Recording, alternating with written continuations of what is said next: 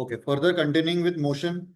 Last session जो था हमारा इक्वेशंस ऑफ मोशन पे डेडिकेटेड था। हमने उसके डेरिवेशन किए थे ग्राफ वाले, ग्राफिकल डेरिवेशन करे थे तीनों इक्वेशंस के। और जो कि सबसे सब मोस्ट आईएमपी टॉपिक है हमारे पूरे चैप्टर में से, कोई भी एक डेरिवेशन हमें आने वाला है ये श्योर है। तो उतनी प्रायोरिटी के साथ उसको तैयार करना था। उसके बाद हमारा अगला टाइटल, जो आखिरी टाइटल हमारे पास मोशन चैप्टर में से आ रहा है, आज हम चैप्टर का थ्योरी एस्पेक्ट कवर करेंगे। ये है uniform circular motion. Uniform circular motion, next title under the chapter motion. ठीक है। अब ये यूनिफॉर्म सर्कुलर मोशन क्या चीज होती है, कैसे एग्जीक्यूट होती है और हमारे आसपास कहाँ हो रही है, हम ये सब चेक करने वाले हैं। ठीक है। यूनिफॉर्म सर्कुलर मोशन नाम में दो चीजें हैं जो बड़ी क्लियर हैं। दो चीजें क्लियर हैं। वही जो मोशन है वो सर्कुलर है। सर्कुलर मतलब सर्कुलर पाथ में हो रहा है ना। सर्कल पाथ में हो रहा है। और यूनिफॉर्म में क्या चीज होती थी, यूनिफॉर्म मोशन के दौरान स्पीड कैसी होती थी। यूनिफॉर्म मोशन में स्पीड कैसी रहती थी, कांस्टेंट, हाँ इक्वल या कांस्टेंट। तो यूनिफॉर्म सर्कुलर मोशन में क्या यूनिफॉर्म है actually, speed uniform. Speed constant रहती है। स्पीड कांस्टेंट रहती है। ये मोशन सर्कुलर पाथ में हो रहा होता है, सर्कल पाथ में हो रहा होता है या सर्क्यूलर पाथ में हो रहा होता है, वी कैन से। ठीक है। और इसके बारे में कुछ और फीचर्स, इसका एक डायग्राम बना के अपन कवर करते हैं कि जब कोई बॉडी सर्कल में घूम रही है तो क्या क्या सिचुएशन उसकी होगी। तो सर्कुलर मोशन होगा। सर्कुलर मोशन यानी कि उसमें पाथ भी सर्कुलर होगा और स्पीड हमेशा क्या रहेगी, कांस्टेंट रहेगी। यूनिफॉर्म सर्कुलर मोशन से 1 मार्क में जो एक एलिजिबल क्वेश्चन कई बार सालों से बनता हुआ आ रहा है, वो ये कि यूनिफॉर्म सर्कुलर मोशन में क्या कांस्टेंट होता है। 4 ऑप्शन दिए गए होते हैं और हमें स्पीड टिक लगा के आना होता है। स्पीड टिक लगा के आना होता है। वहां पे स्पीड भी लिखा होता है, वेलोसिटी भी लिखा होता है, एक्सेलरेशन भी लिखा होता है, डिस्टेंस भी लिखा होता है। एक ऑप्शन टिक लगा के आना पड़ता है, वो है स्पीड। ठीक है।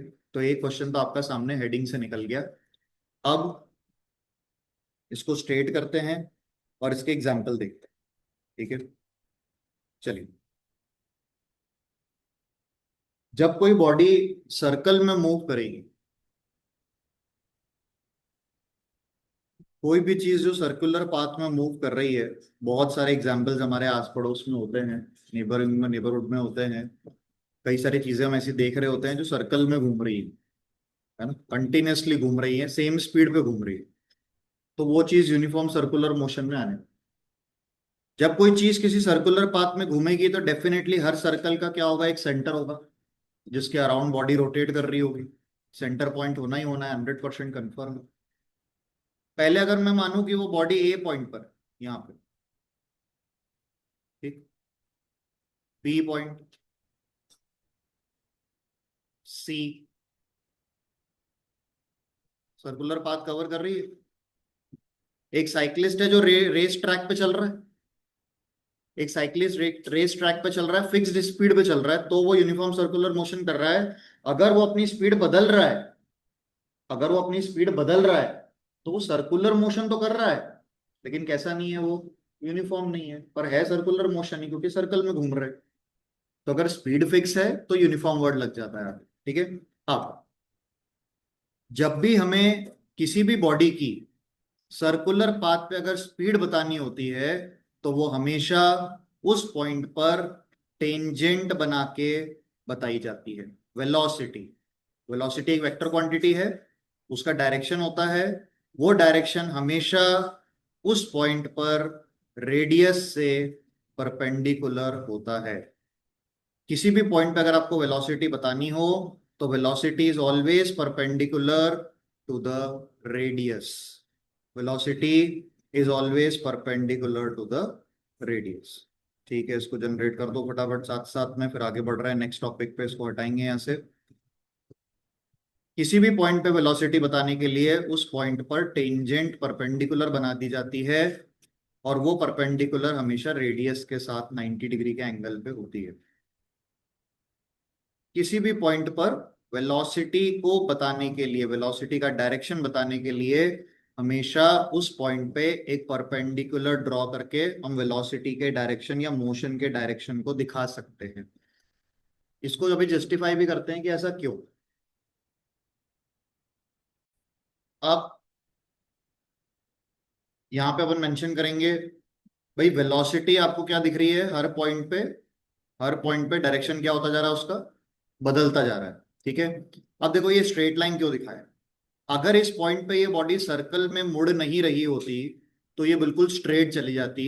वो तो हमने अंदर की तरफ उसको खींच रखा है, इसलिए लगातार वो बॉडी क्या होती जा रही है, टर्न होती जा रही है। इसका सबसे बेस्ट एग्जांपल है कि अगर आपने एक रस्सी ली, रस्सी के एक एंड पे मैंने स्टोन टाई किया और दूसरा एंड मैंने पकड़ रखा है और हमने उसको स्वर्ल करना चालू किया। ठीक, ये यूनिफॉर्म सर्कुलर मोशन है जो चल रहा है। अच्छा, आप देखोगे कि अगर आपने वो रस्सी को अपने उंगली पे बांधा होता है तो हमें यहाँ पे मार्क्स लग जाते हैं और हमें फोर्स पड़ रहा होता है, फिंगर पे जोर लग रहा होता है जब आप किसी चीज को पकड़ के घुमा रहे हो। यानी आपको प्रैक्टिकली दिख रहा है कि आपने कंटिन्यूअसली उस बॉडी पे क्या लगा रखा है, फोर्स लगा रखा है। अगर मैं छोड़ दूं तो क्या वो बॉडी सर्कल करेगी, नहीं। जिस मोमेंट आप छोड़ दोगे वो जहां पर भी होगी वहां से कैसे ट्रेवल कर जाएगी, सीधा सीधा। यानी कि हर पॉइंट पर बॉडी के पास जो वेलोसिटी होती है वो उस पॉइंट से कैसी होती है, स्ट्रेट होती है या टेंजेंट होती है। क्योंकि हम लगातार उसे अंदर भी खींच रहे होते हैं, अंदर भी कोई ना कोई फोर्स लग रहा होता है, तब जाके बॉडी क्या कर सकती है, सर्कुलर मोशन कर सकती है। अगर सेंटर की तरफ कोई फोर्स नहीं लग रहा होगा तो कभी भी सर्कुलर मोशन पॉसिबल नहीं है। हर सर्कुलर मोशन में सेंटर की तरफ एक फोर्स लगना कंपलसरी है सर्कुलर मोशन के दौरान। भाई बताएंगे इसके बारे में, इसका नाम भी है ना, सेंट्रीपिटल फोर्स, सेंट्रीपिटल फोर्स। ठीक है, ओके। वो हमेशा लग रहा होता है, हर बार लग रहा होता है, और मैं आप अपनी प्रैक्टिकल देख रहे हैं, हमारे ऊपर फोर्स, हमने धागे को पकड़ रखा है, यानी आप फोर्स लगा के रख रहे हो कंटिन्यूअसली। आपने फोर्स नहीं लगाया, सर्कुलर मोशन बंद। जब तक आप फोर्स लगाओगे सर्कुलर मोशन चालू। ठीक है। अर्थ का सन के अराउंड घूमना सर्कुलर मोशन है। वो सर्कुलर मोशन में कौन सेंटर, उस पे फोर्स कौन लगा रहा है, सन। किस पे, प्लैनेट्स पे। सन ने लगातार सारे प्लैनेट्स को अपनी तरफ पकड़ रखा है। कौन से फोर्स से पकड़ रखा है, ग्रेविटेशनल फोर्स से पकड़ रखा है। इसलिए वो क्या कर रहे हैं, घूम रहे हैं। अगर सन ने फोर्स लगाना बंद कर दिया क्या होगा, सीधा निकल जाएंगे प्लैनेट्स। सैटेलाइट्स के साथ होता है। सैटेलाइट्स जो अर्थ के अराउंड घूमती हैं वो भी सर्कुलर मोशन है। सैटेलाइट्स को किसने पकड़ रखा है, अर्थ के ग्रेविटेशनल फोर्स, अर्थ के ग्रेविटेशनल फोर्स पे। मून अर्थ के अराउंड घूम रहा है, सेम केस, सेम केस। ठीक है, ओके, ठीक है। और इससे बातचीत करते हैं, कुछ और कंटेक्स्ट हमारे पास आएगा, फर्दर वर्कआउट करेंगे। तो हमने देखा कि वेलोसिटी लगातार बदल रही है, हर पॉइंट पे बदल रही है। ठीक है, चलिए मार्क करते हैं।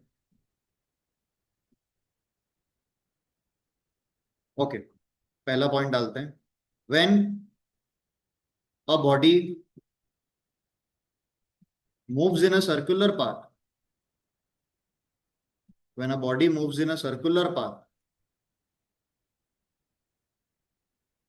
when a body moves in a circular path with uniform speed, बस ये एक ही फैक्टर यूनिफॉर्म होता है पूरे मोशन के दौरान, its motion is called, its motion is called uniform motion, its motion is called uniform motion, uniform circular motion, to be specific, uniform circular motion, uniform circular motion. ये तो अपन ने इसको topic को डिफाइन कर दिया। अभी अपन वेलोसिटी के बारे में बताने जा रहे हैं। ठीक है,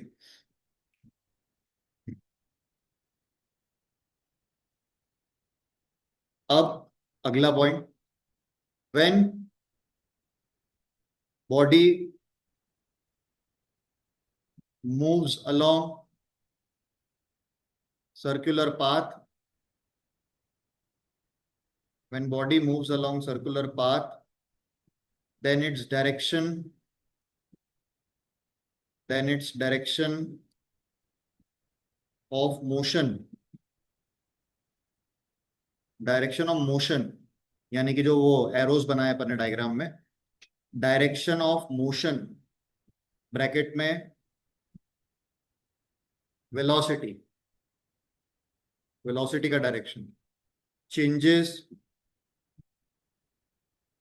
कंटिन्यूसली, कंटिन्यूअसली वेलोसिटी का डायरेक्शन लगातार बदल रहा है, वेलोसिटी का डायरेक्शन लगातार बदल रहा है। अगर वेलोसिटी चेंज हो रही है मतलब मोशन में क्या हो रहा है? Change in velocity is what? whenever we change our velocity, that means we are accelerating, accelerating. Another very important conceptual point coming up, question बन जाता है, ये बनता है, बना हुआ है क्या? वो पूछते हैं कि क्या uniform circular motion accelerated motion है? तो बच्चे सोचते हैं कि सर ने कहा था स्पीड तो फिक्स रहेगी, तो अगर मैं अपनी स्पीड बदल ही नहीं रहा हूं मतलब मैं एक्सेलरेट नहीं कर रहा हूं, है ना? लेकिन हम भले ही वैल्यू वाइज स्पीड नहीं बदल रहे हैं, लेकिन डायरेक्शन वाइज हमारी वेलोसिटी लगातार बदल रही है, और वेलोसिटी का बदलना मतलब एक्सेलरेशन। ठीक है, तो यस, यूनिफॉर्म सर्कुलर मोशन एक एक्सेलरेटेड मोशन है, वो अपन पॉइंट डालने जा रहे हैं। ठीक है, ये रीजनिंग में आता है। सिंस वेलोसिटी चेंजेस, डायरेक्शन की वजह से ना, since velocity changes therefore the motion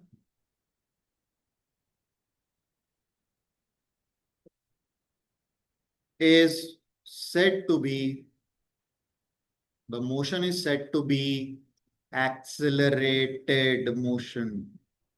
याद रखना, एमसीक्यू के लिए पॉसिबिलिटी, रीजनिंग के लिए पॉसिबिलिटी। सर्कुलर मोशन में यूनिफॉर्म वर्ड लिखा है, वो स्पीड के लिए है, वेलोसिटी चेंज हो रही है, और वेलोसिटी का चेंज होना यानी एक्सेलरेटेड मोशन। ठीक है, वेलोसिटी का चेंज होना यानी accelerated motion. Okay, change in velocity यानी एक्सेलरेटेड मोशन, फाइन। ठीक है, आगे इसके बारे में भी और बात होगी, आगे बढ़ते हैं। ठीक, तो ये पता होना चाहिए क्यों एक्सेलरेटेड मोशन है वो, है ना? क्योंकि वेलोसिटी का डायरेक्शन चेंज हो रहा है, उसकी वैल्यू फिक्स है, डायरेक्शन चेंज हो रहा है। ठीक है, फाइन। अब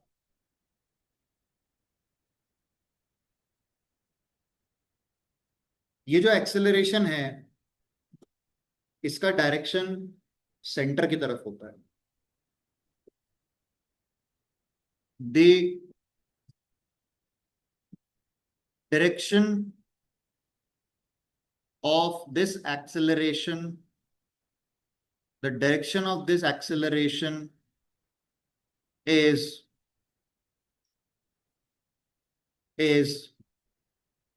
towards the center and thus called as centripetal acceleration। Centripetal word के दो पार्ट्स का मतलब है टूवर्ड्स द सेंटर। सेंट्री तो सेंटर में दिख ही रहा है, पिटल यानी कि टूवर्ड्स दैट पर्टिकुलर पॉइंट या पार्ट। ये जो एक्सेलरेशन सेंटर की तरफ लग रहा है, इस एक्सेलरेशन को सेंट्रीपिटल एक्सेलरेशन कहते हैं। और इसकी वजह, जो फोर्स हमने लगा रखा है सेंटर की तरफ, हम लगा रहे हैं, हम हमारे थ्रू हो रहा है ये एक्सेलरेशन, हमारे थ्रू हो रहा है क्योंकि हमने फोर्स लगा रखा है किधर, सेंटर की तरफ हमने फोर्स लगा रखा है। और उसी फोर्स का इस्तेमाल करके अपन बॉडी को क्या दे रहे हैं? वेलोसिटी दे रहे हैं, है ना? ये फोर्स, हम एक्सटर्नल फोर्स होता है जो बॉडी लगाती है, कोई एक बॉडी लगाती है दूसरी बॉडी पे जिसको चलाना है। ठीक है, ओके। द फोर्स नीडेड, ये फोर्स कंपलसरी है। The force needed to make, the force needed to make an object travel in circular path, travel in a circular path is called, उसी नाम से इसको भी नाम मिला है, सेंट्रीपिटल फोर्स, क्योंकि इसका डायरेक्शन भी टुवर्ड्स द सेंटर ही है। सेंट्रीपिटल फोर्स, ठीक है। इसी फोर्स की वजह से वो एक्सेलरेशन जनरेट होता है। इसी फोर्स की वजह से जो आप लगा रहे हो, पकड़ के रखा है आपने रस्सी को, वही फोर्स सेंट्रीपिटल एक्सेलरेशन देता है। उसी से पार्टिकल सर्कुलर मोशन करता है, ठीक है। बिना सेंट्रीपिटल फोर्स के सर्कुलर मोशन पॉसिबल नहीं है। नहीं है, कोई भी केस देख लिया जाए, सेंट्रीपिटल फोर्स होगा ही होगा, है ना, अगर बॉडी घूम रही है तो। ठीक है ना। नेक्स्ट पार्ट, एग्जाम्पल देख लेते हैं कहाँ कहाँ हो रहा है ये। और ये सभी हमने देख रखा है, सब कुछ ही देख रखा है, जो जो एग्जाम्पल में अपन डालेंगे ना, ये सारी चीजें हमने देख रखी है होते हुए। Let's go for the examples of uniform circular motion. अभी हमने डिस्कस भी करे, वही सब अपने को ऐड ऑन करने हैं। पहला, artificial satellites. Artificial satellites moving around earth, ये यूनिफॉर्म सर्कुलर मोशन है। अर्थ के अराउंड सैटेलाइट्स का मूव करना यूनिफॉर्म सर्कुलर मोशन का पार्ट है, ठीक है। हम ये जरूर यहाँ लिख लेते हैं कि सेंट्रीपिटल फोर्स कौन लगा रहा है, हर एग्जांपल में ये मेंशन कर देते हैं, तो टेक्निकल क्लियरिटी रहेगी। यहाँ पे सेंट्रीपिटल फोर्स कौन लगा रहा है? अर्थ लगा रहा है। सैटेलाइट पे कौन सा? Gravitational force. ग्रेविटेशनल फोर्स के फॉर्म में यहाँ पे सेंट्रीपिटल फोर्स लगाया जा रहा है, उसी से वो ऑब्जेक्ट घूम रहा है, ठीक है। Gravitation centripetal force is provided by the gravitational force. चलिए नेक्स्ट मूव करते हैं। Next, okay, moon. मून भी तो एक सैटेलाइट ही है, नेचुरल सैटेलाइट। क्या होता है सैटेलाइट? कोई भी ऐसी चीज जो किसी दूसरे ऑब्जेक्ट के अराउंड कंटिन्यूअसली घूमे, उसको सैटेलाइट कहते हैं। अब वो नेचुरल भी हो सकती है, आर्टिफिशियल भी हो सकती है। आर्टिफिशियल जो हम बना के भेजते हैं और नेचर में ऑलरेडी प्रेजेंट है, उन्हीं को मून कहते हैं। तो मून एक नेचुरल सैटेलाइट है।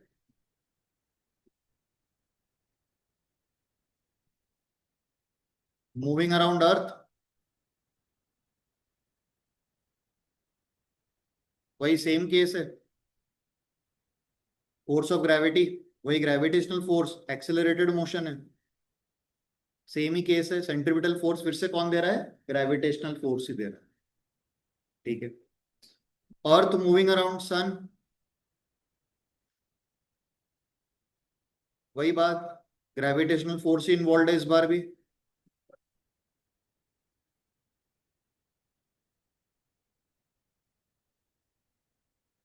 देन एन एथलीट,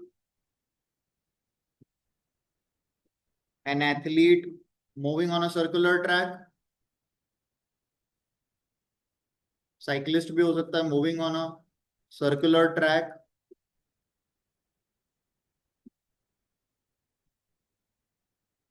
ठीक है। लेकिन क्या स्पेसिफिक होना चाहिए इस दौरान? स्पीड कांस्टेंट होनी चाहिए। कांस्टेंट स्पीड से जब तक वो चल रहा है, तब तक वो यूनिफॉर्म सर्कुलर मोशन कर रहा है, ठीक है।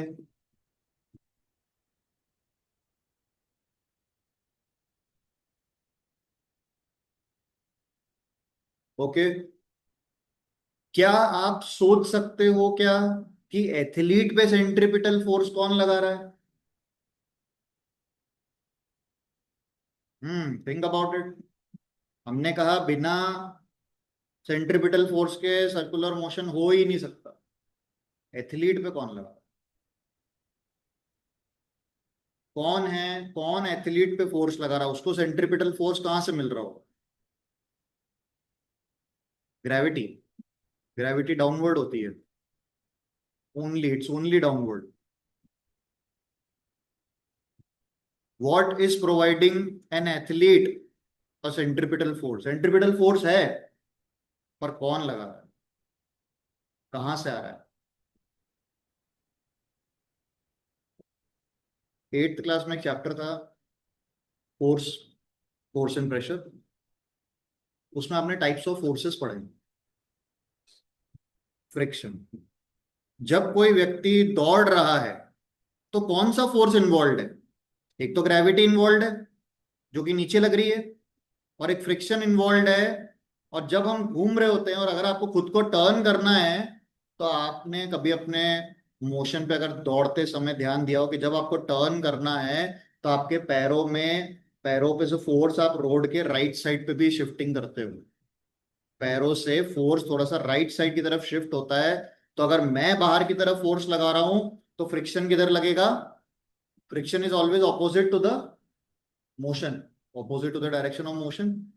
फ्रिक्शन है यहां पर जो सेंट्रिपिटल फोर्स दे रहा है. ठीक है, ओके. तो here centripetal force is provided by friction between the shoes and the road, the track. Friction is providing the centripetal force. ठीक है, उसकी वजह से हम टर्न हो पा रहे हैं, टर्न हो पा रहे हैं. ठीक, अगर ये फ्रिक्शन नहीं होता तो हम टर्न नहीं हो पाते, हम स्लाइड हो जाते, टर्न नहीं हो पाते आप बिना उसके फ्रिक्शनल फोर्स के. ठीक है, स्लाइड हो जाते हैं, टर्न नहीं हो पाते. अगला देख लो, घड़ी का जो कांटा चल रहा है, hands of the clock, continuously moving with the constant speed. ठीक है, ओके. देन हाँ, अगला एग्जांपल डाल देते हैं. टिप ऑफ सेकेंड्स हैंड, तो कंटिन्यूसली चल रहा होता है, एपोस्ट्रोफी पे ध्यान रखना. Seconds hand of a watch. ठीक है, यहाँ पे सेंट्रिपिटल कौन, जो अंदर मोटर लगी है वो तो हैंड कनेक्टेड है ना, डायरेक्ट हो तो स्ट्रेट पूरा ही कनेक्टेड है, उसी को घुमाना है तो वही फोर्स लगा रही है. ठीक है, चलिए.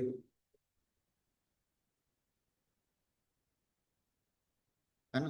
अब वो एथलीट आ जाए या कोई कार आ जाए या कोई साइकिल आ जाए, चलो that that will all go in the same fashion, है ना, उसको हटा दो. अच्छा, एक वो, you must have gone in those melas ना, कि वो मेरी गो राउंड जो होता है, मेरी गो राउंड, बहुत छोटे में बैठे होंगे आप, नहीं याद आ रहा? मैरी गो राउंड, बीच में एक बड़ा सा पिलर रहता है, ढेर सारे वो सीट्स रहती हैं, ऐसे लटकी हुई रहती हैं, हॉर्सेस बने रहते हैं या कोई भी है ना. मैरी गो राउंड ही कहते हैं इसको, क्या कहते हैं, सॉरी, कैरोसेल. हाँ हाँ ठीक है, सेम पर्पस, मतलब वही वही टास्क फॉलो हो रहा है. कभी कोई बैठा हो तो देख लेना आप. तो उसमें जो सेंटर पिलर है, वो सेंटर पिलर जो है जिसके अंदर वो मोटर या सिस्टम पूरा मैकेनिज्म मशीनरी लगी होगी, वो क्या कर रहा है, पूरे के पूरे सेटअप को क्या कर रहा है, घुमा रहा है ना. और वो फेरिस व्हील, व्हील में बैठे होंगे आप, वो भी यूनिफॉर्म सर्कुलर मोशन है. तो ये सब भी उसी के एग्जाम्पल है, जब तक वो फिक्स स्पीड पे चल रहे हैं. Merry go round, ferris wheel.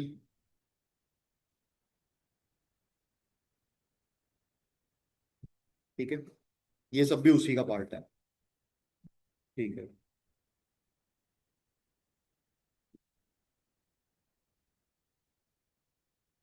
इसके बाद एक फॉर्मूला इसमें जुड़ा हुआ आ रहा है, जो कि अपन खुद ही बना सकते हैं, कोई चैलेंजिंग नहीं है. जब हम एक राउंड पूरा कर लेते हैं तो हम कितना डिस्टेंस ट्रेवल कर लेते हैं? 2 पाई आर. तो डिस्टेंस कवर्ड इन वन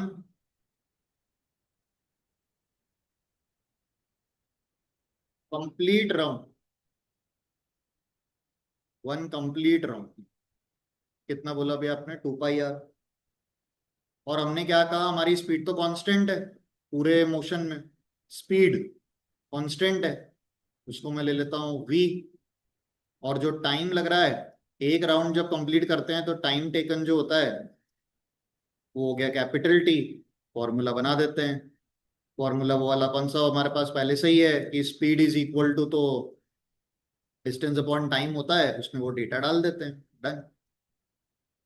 तो फॉर्मूला आ गया सर्कुलर मोशन का, v is equal to 2 πr/t।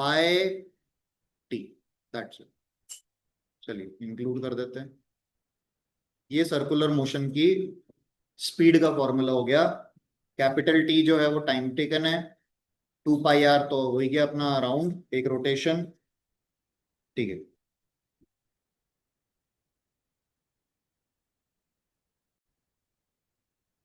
Okay, let's deal with the numerical on the same formula. एक परफॉर्म कर देते हैं, नोट करते हैं। अ cyclist goes around a circular track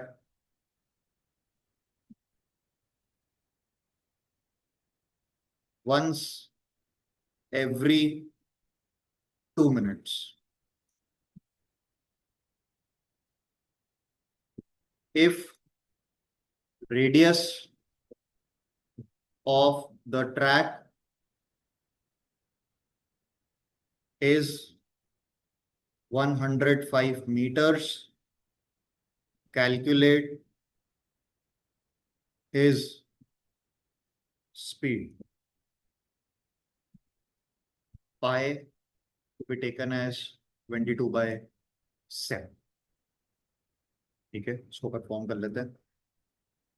data पहले शॉर्टलिस्ट करेंगे। हमारा हर बार प्रोसीजर वही रहेगा, न्यूमेरिकल किसी भी टॉपिक से आ जाए, किसी भी चैप्टर में से आ जाए। जब अपन पढ़ते पढ़ते आगे बढ़ रहे हैं, सर्कुलर ट्रैक में सबसे पहली इंफॉर्मेशन मिली है T, which is 2 minutes, that has to be modified. Radius 105। ठीक है, डन। 2 minutes को वहीं के वहीं गिवन वाली जो इन्फॉर्मेशन लिखा करेंगे, वहीं पे आपको जो चेंजेस करने हैं वहां करने हैं। फॉर्मूले में रखने के बाद कोई चेंजेस नहीं करेंगे, वो बहुत कॉम्प्लिकेट होता है। पहले से करके रख लिया। टाइम में चेंज कर दिया उसको सेकेंड्स में। ठीक है। फिर मेंशन करेंगे फॉर्मूला कि v is equal to 2 πr/t। और फिर रखेंगे values. v is equal to 2 × 22/7 × r/t। And बाकी बचा कैलकुलेशन। तो सिंपल क्लियर है।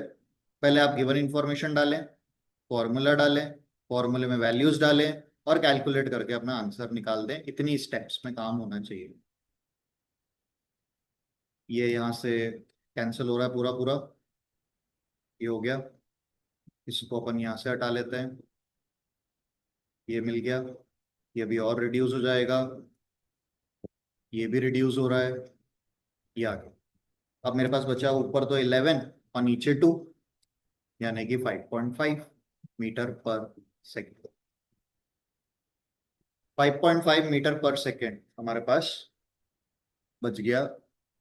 Well, speed. सॉरी। हाँ, ये तो बहुत छोटा सा डायरेक्ट कन्वर्जन था, इसलिए कोई कंसर्न नहीं है। डेसिमल में प्लेस करेंगे इंडिविजुअल वैल्यू। ठीक है, तो ये एक जनरलाइज क्वेश्चन, जैसा कि अपने को सर्कुलर मोशन के ऊपर जनरेट होना चाहिए, उस तरह का है।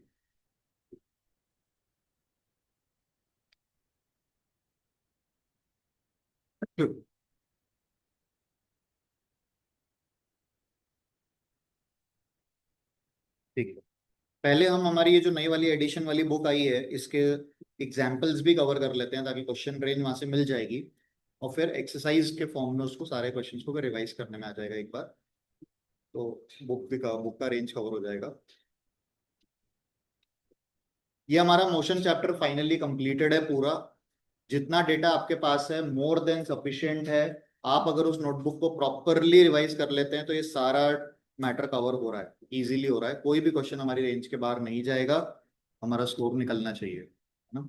चलिए, अब क्वेश्चंस का सीक्वेंस बिल्कुल स्टार्टिंग से चलता हुआ आएगा। तो देख लेते हैं क्या क्या वर्कआउट है और किस तरह की चीजें वो अपने से पूछ रहे हैं।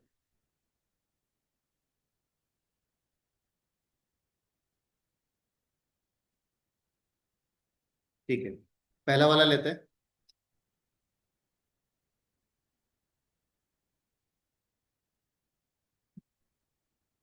Okay, there are two postmen.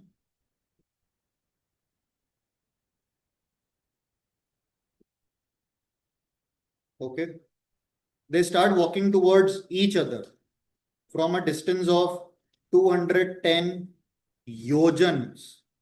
योजन्स, ठीक है. पुराने समय पे जब ये मीटर, सेंटीमीटर, किलोमीटर, मिलीमीटर ये सब डेवलप नहीं हुए थे, तो भारत में, इंडिया में जो एंशियंट सिस्टम था दूरी नापने का, वो कॉन्सेप्ट था योजन. यूनिट जो इस्तेमाल होती थी, वो यूनिट इस्तेमाल होती थी एंशियंट इंडिया में योजन की. ठीक है, उसे इंक्लूड करके वो कॉन्सेप्ट बना, ये वाला क्वेश्चन जनरेट किया गया है. Initially the two postman, upon P1 P2 उनको अपन अपने रेफरेंस के लिए नाम दे देते हैं. वो कह रहे हैं कि ये दोनों 210 योजनास दूर हैं एक दूसरे से. ठीक, अभी मैं उसको वाई मेंशन कर देता हूँ उसको रिप्रेजेंट करने के लिए. ठीक है, now they are already this much distance away. One travels 9 योजनास पर डे. ये वाला जो पोस्टमैन है, ये ट्रेवल कर रहा है 9 योजनास पर डे. ठीक है, और दूसरा जो पोस्टमैन है वो ट्रैवल कर रहा है 5 योजनास पर डे.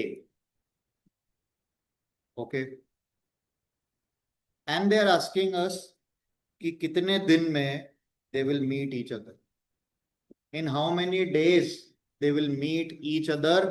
अब ये कोई ऐसा मोशन रिलेटेड कोई फॉर्मूला बेस्ड क्वेश्चन नहीं है, प्रैक्टिकल एप्लीकेशन है. आपको थॉटफुली इसको वर्कआउट करना पड़ेगा, लॉजिकल रीजनिंग ट्राई करके देख लो आप.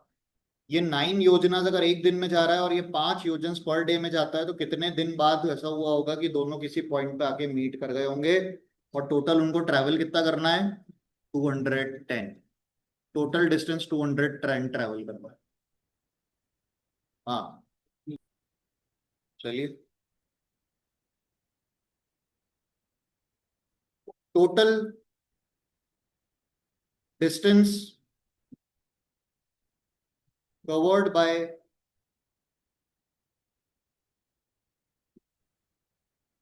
Each postman in 1 day is equal to 9 yojans plus 5 yojan, total 14.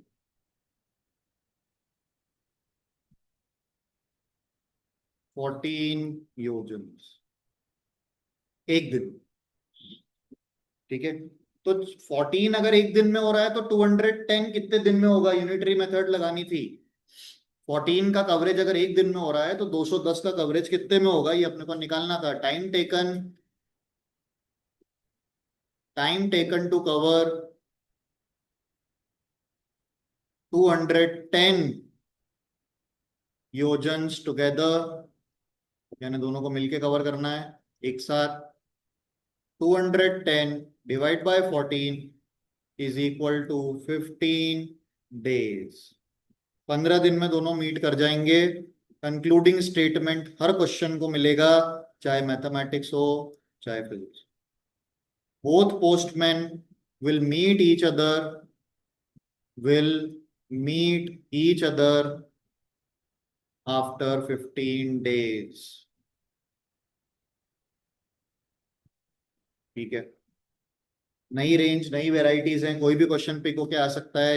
Obviously पहला रेफरेंस मटेरियल एनसीईआरटी का ये नया कंटेंट रहेगा, तो बहुत ध्यान से कवर करने की जरूरत है, इसलिए वेराइटी अपन ले रहे हैं. ये हो गया पहला केस. ठीक है, okay.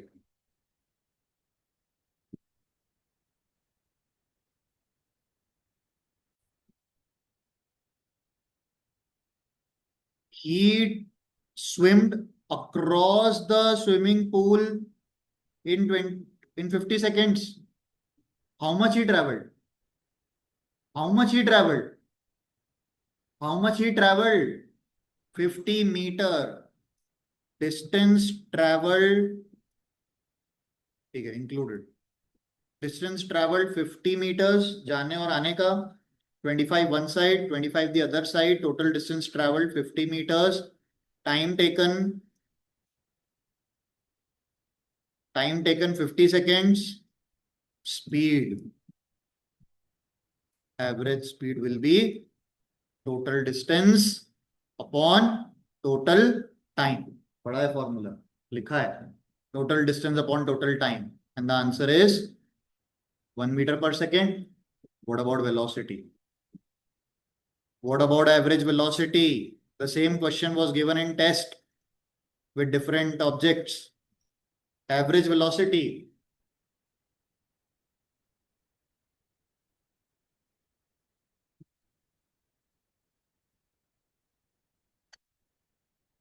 Lack of revision will always give you difficulty in answering. Displacement upon time. What's the displacement here? 0. 0 is the average velocity. Average speed is 50. इसको include कर लीजिए. Example number 2. कैलकुलेट करते आना चाहिए. यही सब कॉन्सेप्ट्स तो हमारे पेपर्स में बनते हैं. यही सब तो अपने को आता है. Further examples and the main exercise we'll be taking in one more session to cover this thing up, ताकि वैरायटी और रेंज कवर हो जाए. हमारे पास जो नई वाली एनसीईआरटी कंटेक्स्ट है उसका भी पूरा